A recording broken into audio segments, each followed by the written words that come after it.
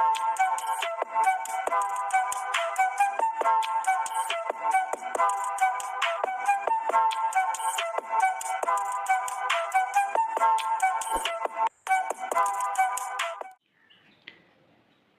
Everyone, welcome to our channel. आज हम पढ़ने वाले हैं बायोलॉजी। बायोलॉजी के अंतर्गत एक ऐसा ब्रांच आता है जिसे बोलते हैं इकोलॉजी। इकोलॉजी को हम बोलते हैं पारिस्थितिकी। अब इस इकोलॉजी के जो बेसिक कॉन्सेप्ट को हम सबसे पहले समझेंगे, ठीक है। और फिर जो इकोलॉजिकल प्रिंसिपल, जिसमें हम आज इंट्रोडक्शन पर चर्चा करेंगे, क्या एग्जैक्टली इकोलॉजी होता है, क्या क्या चीज़ें हम इकोलॉजी में पढ़नी होती हैं, और उन सब बातों पर चर्चा करेंगे। अगर हम बात करें कि what you mean ecology, what you mean ecology, ecology आखिर में होता क्या है। तो इकोलॉजी का जो एग्जैक्ट मतलब क्या है, कौन कौन सी चीज़ें इस ब्रांच के अंदर आती हैं और क्या क्या क्या मतलब होते हैं, और इसको समझते हुए हम बहुत बेसिक लेवल से आज के इस सेशंस की शुरुआत करेंगे। तो इकोलॉजी को समझने से पहले हम एक टॉपिक, जैसे कि पहला पॉइंट में हम बात करेंगे कि अन इंट्रोडक्शंस टू इकोलॉजी, ठीक है। सेकेंड पॉइंट की बात करें तो इकोलॉजिकल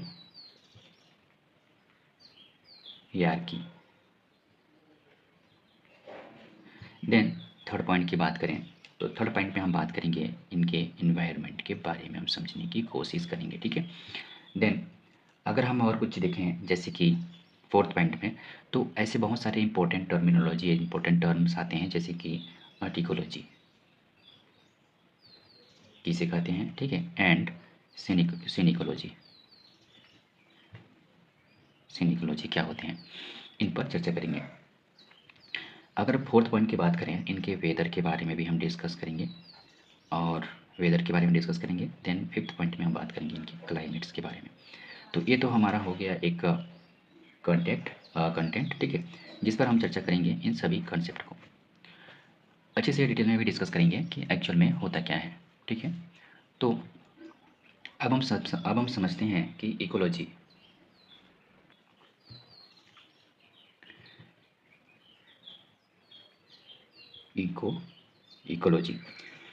वैसे यह टर्मिनोलॉजी आज यहाँ आप देख रहे हैं, ये बहुत ज़्यादा पुराना नहीं है।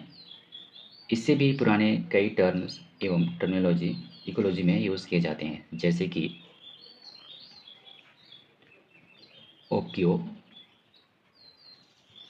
ओक्योलॉजी, जो आप यहाँ पर देख रहे हैं। इस टर्मिनोलॉजी की बहुत पहले यूज़ किया जाता था in at the place of ecology वाला टर्म। तो क्या एग्जैक्ट मतलब होता है समझते हैं, ठीक है। तो देखिए, ये जो इकोलॉजी है, इस इकोलॉजी को बोला जाता था क्या, ओक्यो इकोलॉजी। ओक्यो इकोलॉजी। तो ये जो ओक्यो इकोलॉजी है, इसे हम ग्रीक वर्ड्स में बोलते हैं ओक्यो इकोलॉजी। और इसे अगर हम डिफाइन करें कि ओक्योस एंड लॉजिक का अर्थ क्या होता है, हम लोग बस टर्म का यूज़ करते हैं। देन इसी भी अगर हम देखें कि जो ओक्योस होते हैं,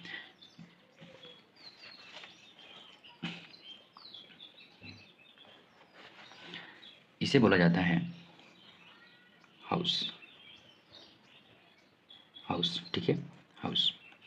देन ये जो लोगस है, लोगस को हम अगर हम डिफाइन करें आगे, तो इसे बोलते हैं लोगी।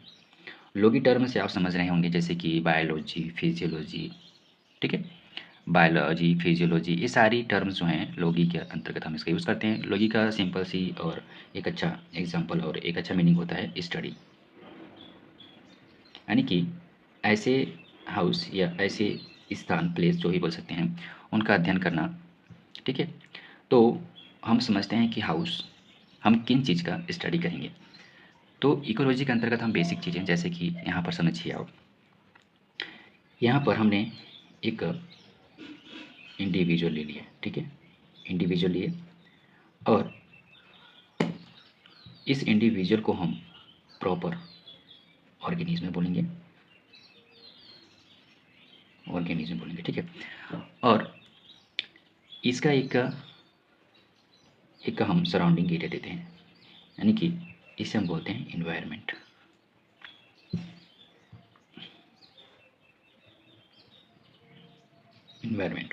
इन्वायरमेंट में क्या होता है, देखिए, इन्वायरमेंट में हम और इसे एक कंसेप्ट वर्ड देते हैं जैसे कि सराउंडिंग एरिया। फिर समझते हैं, ठीक है, सराउंडिंग एरिया। अब देखिए, ऐसे ऑर्गेनिज्म जो पर्टिकुलर एक सराउंडिंग एरिया या एक पर्टिकुलर इन्वायरमेंट्स के अंदर प्रेजेंट हैं, तो हम उन चीज़ों का अध्ययन इकोलॉजी के अंतर्गत करते हैं। ये एनिमल्स भी हो सकते हैं, ये एनिमल भी हो सकते हैं, ये माइक्रोब भी हो सकते हैं, और ये प्लांट भी हो सकते हैं। देखिए, प्लांट्स के भी बहुत सारे अलग अलग अपने अपने एक फैमिली हैं, या फिर अपने एक अलग अलग वेराइटी हैं, जो इनके प्लांट्स में बहुत सारे आपको देखने को मिलेंगे। सर्फ, हर्ब, उससे भी बहुत बहुत बड़े वाले पेड़ मिलेंगे। तो सबका एक अलग अलग एरिया होता है, तो उस एरिया के अंतर्गत जितने भी प्लांट होंगे उनका हमें स्टडी करना इकोलॉजी के कंसेप्ट में आता है, और उसी के अकॉर्डिंग हम उनका स्टडी करते हैं। एनिमल्स के थ्रू हम देखें तो एनिमल्स भी बहुत सारे एनिमल्स हैं जो अपने अलग अलग एक इन्वायरमेंट्स में प्रेजेंस हैं और वहाँ अपना सर्वाइव कर रहे हैं, तो उनका स्टडी करना इकोलॉजिकल आएगा।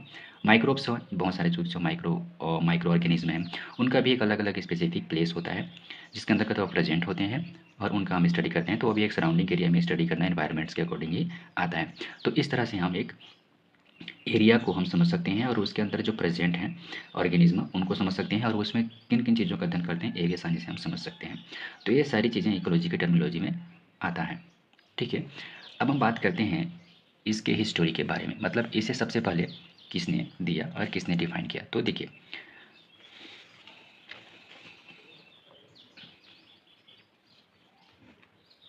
History of term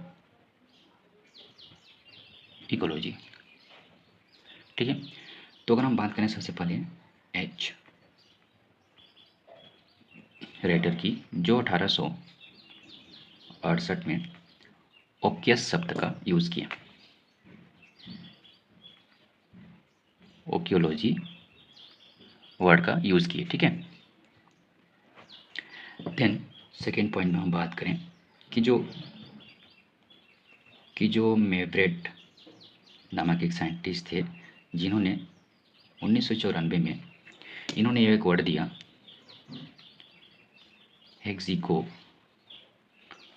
हेक्सिकोलॉजी।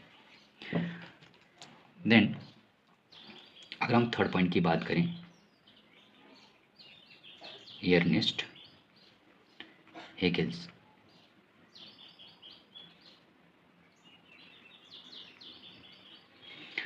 अट्ठारह सौ 1869 को इन्होंने एक टर्मिनोलॉजी दिया जिसे बोलते थे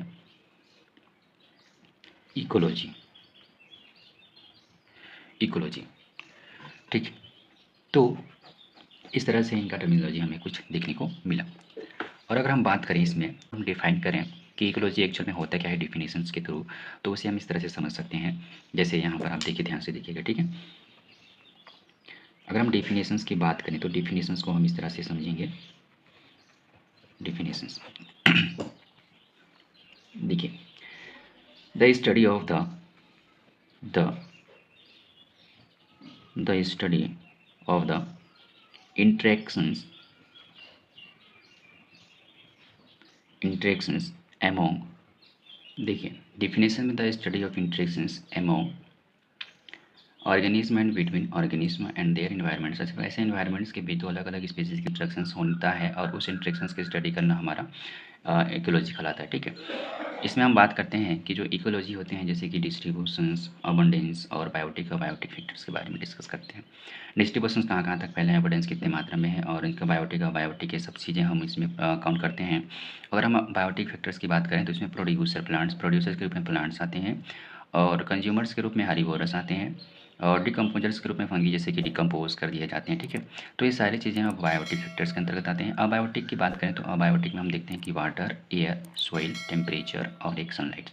तो इन सभी चीज़ों के बारे में हम कंप्लीट डिस्कस करते हैं। तो ये तो रहा हमारा एक इंट्रोडक्टरी पार्ट्स। हम आगे देखेंगे इनके जो इन्वायरमेंट बायोटिक अबायोटिक इंटरेक्शंस कैसे शो करते हैं। जैसे कि बायोटिक लिविंग ऑर्गेनिज्म कहलाते हैं, अबायोटिक जैसे कि नॉन लिविंग। तो नॉन लिविंग में एक्चुअल में और किन किन चीज़ों को हम इंक्लूड करते हैं, और जो बायोटिक फैक्टर होते हैं जैसे कि लिविंग ऑर्गेनिज्म, किन किन चीज़ों के बीच इंटरेक्शन शो होते हैं और उसमें क्या क्या चीज़ें प्रेजेंस होते हैं, इन सभी चीज़ों के बारे में हम एक एक करके डिस्कस करेंगे पॉइंट टू पॉइंट, ठीक है। तो आज के लिए इतना ही, मिलते हैं अगली वीडियो में, तब तक के लिए धन्यवाद।